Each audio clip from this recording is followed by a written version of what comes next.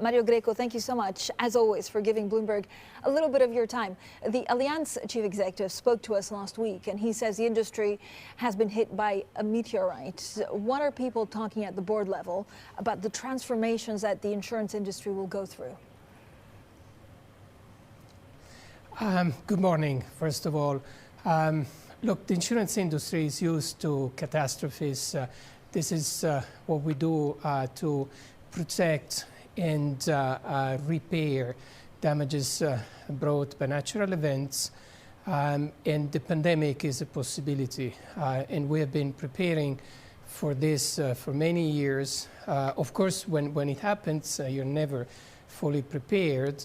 But as it appears today, we cannot, frankly, complain. I mean, we are fully operational from the beginning. In January, we shut down our offices in Asia. We continue working from home. And so we tested all our applications and the capabilities we had from Asia. And then when we started in Europe, we confirmed that we could perfectly work from homes, from remote. And then we extended this to US too. Financially speaking, we wanted to give today an indication to the markets of what's going to be the impact in terms of claims. Of course, this is our estimate as of today. It will change over time. But again, it puts this in the framework of a natural catastrophe, which is something that, as insurance managers, we're prepared to manage, as soon as it comes.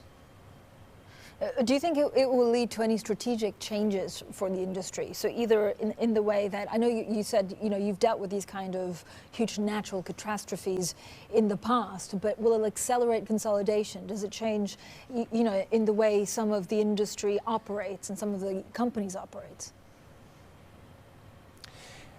Yeah, look, I think it will depend on how prepared you were when this happened. So we were extremely strong at the end of last year. We concluded a 3-year cycle exceeding all targets. So we were financially strong. Our capital was one of the highest levels we had in the last years. And morale engagement of our people were very high. Customers' satisfaction was also very high. So we're taking this as not a change in the long-term view we have, but it's something that we have to overcome in the short term. Anyone who was less prepared and less in a healthy state at the beginning of this will have a further struggle. And so from that respect, yes, it can lead to changes, but it's early stage today to understand. We want to wait and see what happens. For sure, we'll be there when this will be over, and we will be ready to, run the business at full speed when this will be over, and we'll see about everyone else. Is there anything that you've done on the investment side to try and mitigate some of the losses? Not really. I mean, I don't think you can mitigate the losses. Again, it's about being prepared. Our investment portfolio is very prudent. We don't take big bets, big risks. We balance out very well the exposures we have, so we don't have huge exposure to anything.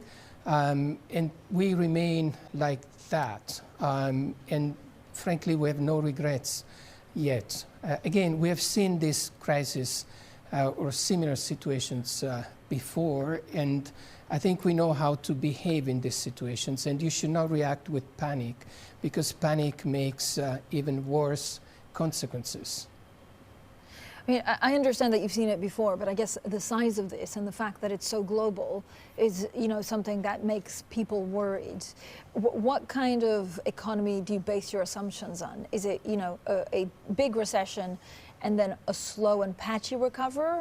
Or I don't know whether, you look at a V-shaped kind of recovery, or how that filters through, how you're managing your business. Yeah, I know the debate on V shapes and the form of the letter there. I'm not going to get into this alphabetic discussion, but we do expect that U.S. and China will start showing growth in the second half of the year. We expect the Q2 will be probably the bottom of the crisis, and we think that especially the economies that react faster, like US and China, will start rebounding in the second half of the year. We do expect a recession, and a significant recession, and we hope that Europe will take the proper actions to contrast the recessionary crisis throughout the European economies. Mario Greco, and you have said, look, you've seen this before, especially with some of the natural catastrophes, which were huge for the insurance industry in 2017. What do you see as the main difference? I mean, this is a health crisis, but then I guess the economic consequences or the suspension is also man-made. So can you talk us through how this will play out differently to 2017, for example? Yeah, you're very right. So the health crisis, by this extension, hasn't been seen for a number of years. There is memory in the organizations of many years ago, but it was many years ago, and no one has a direct experience of that.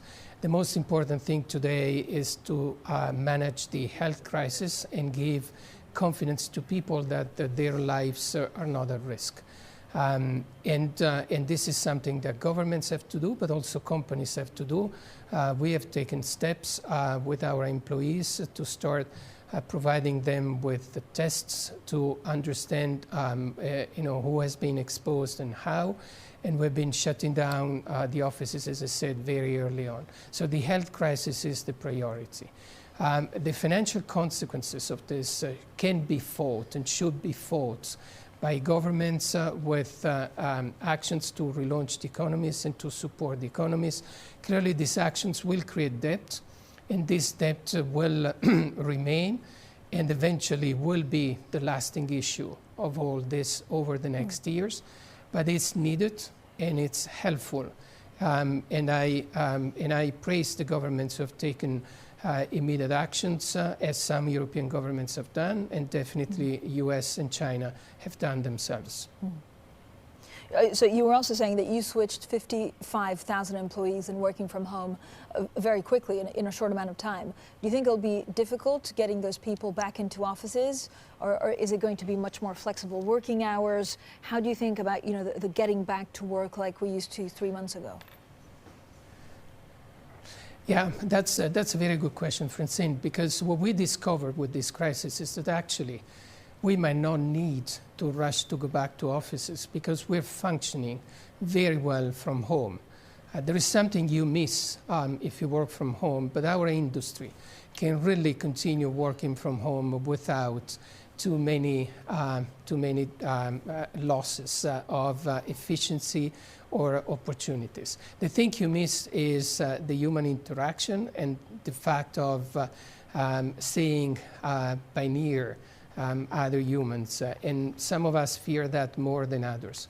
But from the standpoint of serving the customers, resolving their issues, providing them what they need, we can continue doing that from home, and so we are not in a hurry to come back to the offices. Do you think it will change the workplace in general? I say this being at office today. Yeah, I was just going to comment on that. But in general, do you think a percentage of your employees will continue staying at home for a long time? I mean, almost forever? Yes, I think so. Well, not necessarily, not because they have to, but because we discovered that this is a possibility and it is an effective possibility. You can work well from home. And so, yes, I think that will remain as well as, we discover also that you don't need to travel so much, which, by the way, is very helpful for the planet. So there are very good positive lessons out of this situation, and we are taking them as they should be taken very seriously.